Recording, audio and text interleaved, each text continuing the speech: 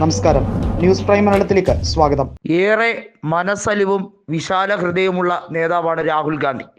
തൻ്റെ എതിരാളിയോട് പോലും അവർ ക്ഷമാപണം നടത്തിയാൽ അത് അംഗീകരിക്കാനുള്ള പൂർണ്ണമായ മനസ്സ് ചുരുക്കം ചില നേതാക്കളിൽ മാത്രമേ കണ്ടിട്ടുള്ളൂ.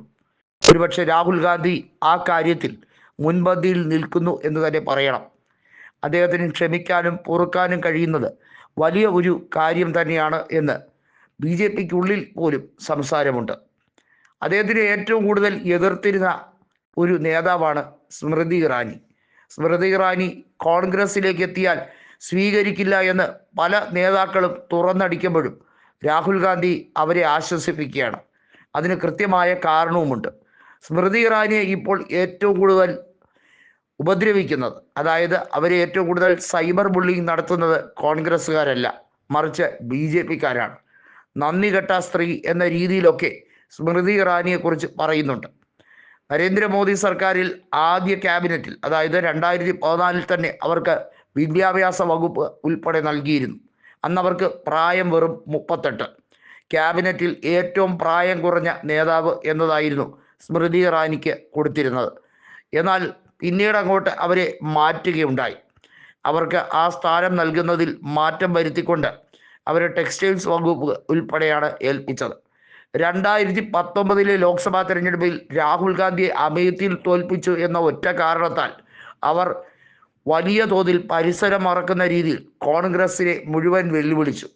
എന്നാൽ ആ വെല്ലുവിളിക്ക് കിട്ടിയ ശിക്ഷ എന്ന രീതിയിൽ തന്നെ ജനങ്ങൾ അവരെ പാഠം പഠിപ്പിച്ചു ഒരു മൂലക്കിരുത്തി. ഇപ്പോൾ BJPക്കാർക്കും അവരെ വേണ്ടാതായി. മാത്രമല്ല, അവർക്കെതിരെ അതിശക്തമായി BJPക്കാർ നിരവധി ആരോപണങ്ങൾ തൊടുക്കുന്നുമുണ്ട്. അവരെ മാനസപുത്രിയായി കണ്ടിരുന്ന പല നേതാക്കളും ഉണ്ട്.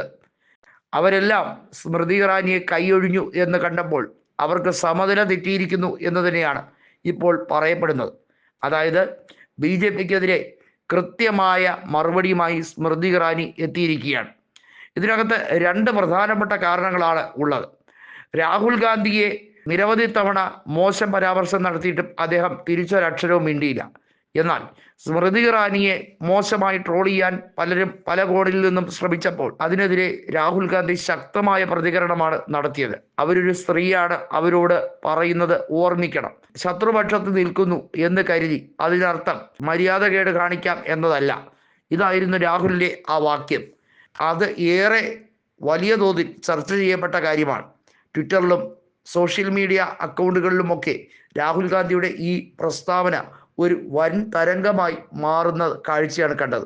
ഒരുപക്ഷെ സ്മൃതി ഇറാനിയുടെ ആ ഒരു ഗ്രാഫിക്കൽ ചേഞ്ച് ആ സമയത്തിന് ശേഷം മാറിയതാണ് നമ്മൾ കണ്ടത്. ഡൽഹി നിയമസഭാ തെരഞ്ഞെടുപ്പിൽ അവരുടെ പേര് വലിയ തോതിൽ പരാമർശിക്കപ്പെട്ടു എന്ന് പറഞ്ഞെങ്കിലും BJPയുടെ നേതാക്കൾ ആരും തന്നെ അതിനെ അംഗീകരിച്ചില്ല. സ്മൃതി ഇറാനി BJPയിൽ നിന്ന് തഴയപ്പെട്ട നേതാവാണെന്ന് അവർ പോലും തുറന്നടിച്ചു. മനോജ് തിവാരി അടക്കമുള്ള നേതാക്കൾ സ്മൃതി ഇറാനിയുടെ പേര് പരാമർശിച്ചിട്ടില്ല എന്ന് പറഞ്ഞ് അവരെ പരിഹസിക്കുകയും ചെയ്തു. ചാന്ദിനി ചൗക്കിൽ 2009 ലോക്സഭാ തെരഞ്ഞെടുപ്പിൽ കപിൽ സിബലിനോട് മത്സരിച്ച് പരാജയപ്പെട്ടവരായിരുന്നു സ്മൃതി ഇറാനി എന്നത് കൃത്യമായി ഓർമ്മ വേണമെന്ന് സ്മൃതി പറഞ്ഞു. വേണ്ടി വന്നാൽ ഡൽഹിയിലെ തെരഞ്ഞെടുപ്പ് പ്രചരണത്തിൽ കോൺഗ്രസിന് വേണ്ടി പ്രചരണം നടത്താൻ പോലും തയ്യാറാണ് എന്ന രീതിയിൽ അവർ പ്രതികരിച്ചതായി പല രീതിയിൽ അഭ്യൂഹങ്ങൾ ഉണ്ട്. എന്തു തന്നെ ആയിരുന്നാലും അവർ കോൺഗ്രസിലേക്ക് എത്തിയാൽ കോൺഗ്രസ് നേതാക്കൾ അവരെ തഴയേണ്ട കാര്യമില്ല എന്ന പ്രസ്താവന വലിയ രീതിയിൽ ഹിറ്റായി മാറിക്കഴിഞ്ഞിരിക്കുന്നു.